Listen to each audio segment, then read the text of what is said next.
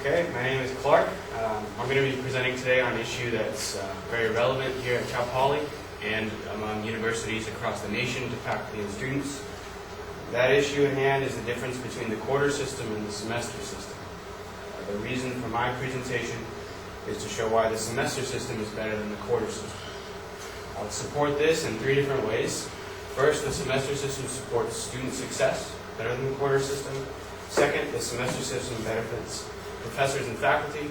And third, the semester system is more beneficial outside of the classroom to students and faculty. First, to support my claim, I turn to the benefits of students like you and I. A quarter system, as you know, 3 quarters, 10 weeks each. Semester system is 2 semesters, 15 weeks. That extra 5 weeks is very beneficial for students, allows more time for learning in the classroom and outside of the classroom, for studying materials, preparing for exams, researching materials, practicing speeches. Some support here. Robert Miller, author of A Guide to College for Students, said, reading loads can be heavier and there's less time to cover course material in class in relation to a quarter system.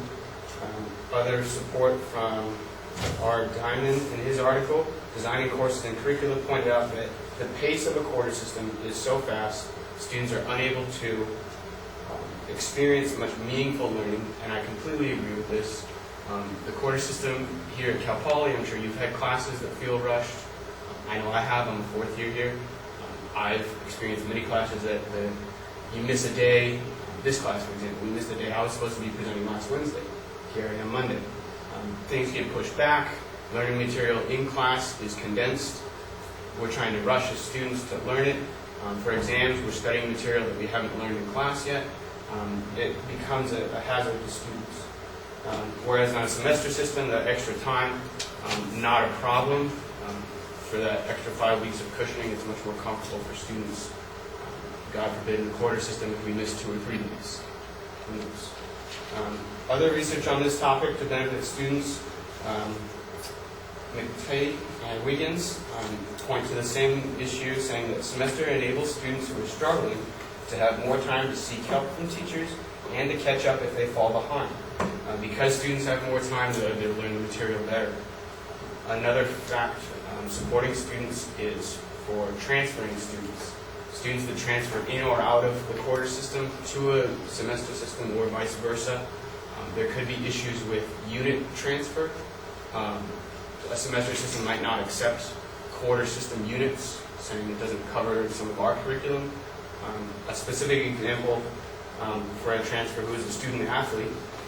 In 1992, a lawsuit was filed in the Supreme Court of Arkansas by a student athlete who had just transferred from a quarter system university to a semester system.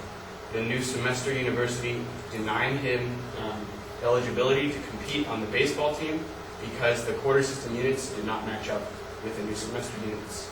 That's a problem. My second supporting claim of why semesters are better than quarters is the benefit to faculty. As with my example earlier about the crunch time in class if days are missed, same goes for faculty.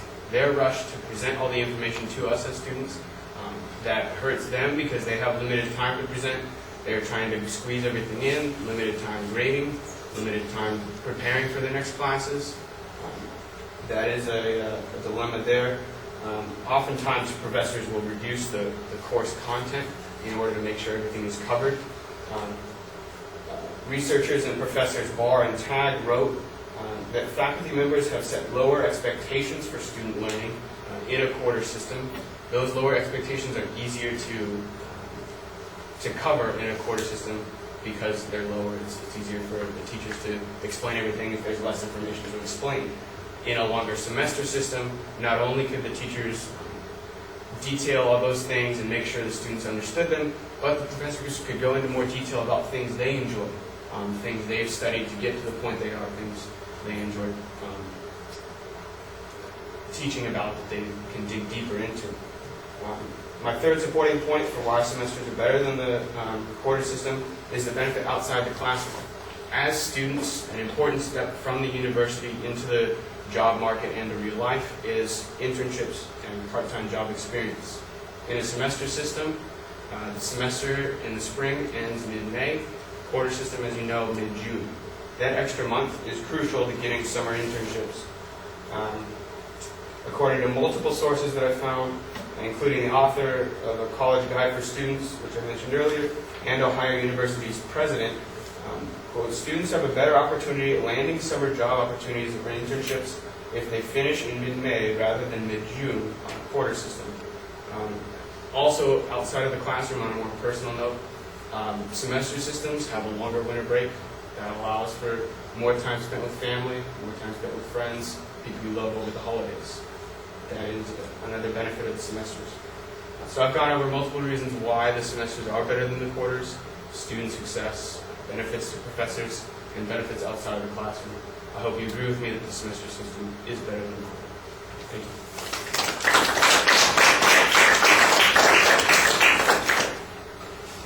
That was 5 minutes and 38 seconds. Thank you.